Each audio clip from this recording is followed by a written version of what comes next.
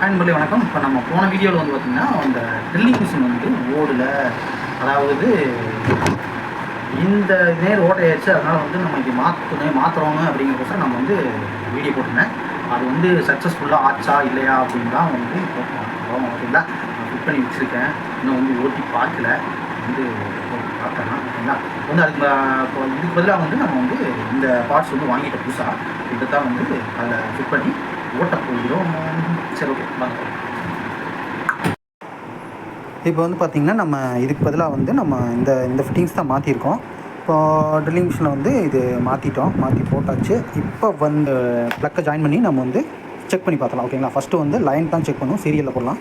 இப்போ வந்து நான் சீரியலில் போடுறேன்.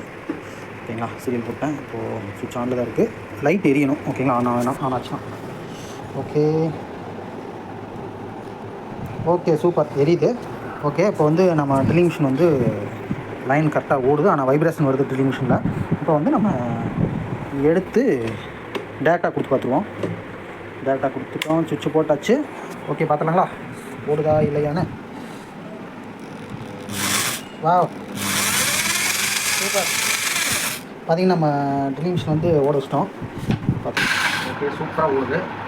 நான் ஓடாதுன்னு நினச்சேன், ஆனால் ஓடாதுன்னு நினச்சேன்னா ஏதோ ஒரு ஸ்ட்ரகிள் பண்ணோம், மறுபடியும் கழட்ட வேண்டியது வரும்னு நினச்சேன். ஆனால் கழட்ட வேண்டியது வரல. சீக்கிரமாக நம்ம வந்து இந்த வேலையை சிறப்பாக செய்து முடிச்சிட்டோம். இதே மாதிரியே வந்து அடுத்த வீடியோலையும் வந்து வேறு எதையாச்சும் நம்ம ஓப்பன் பண்ணி கரெக்டாக போட்டு ஓடுதா இல்லையா அப்படின்னு பார்க்கலாம். ரெண்டாவது நம்ம பில்டிங் ஒர்க்கையும் வந்து நான் வீடியோவில் போடுறேன். ஓகேங்களா, வணக்கம்.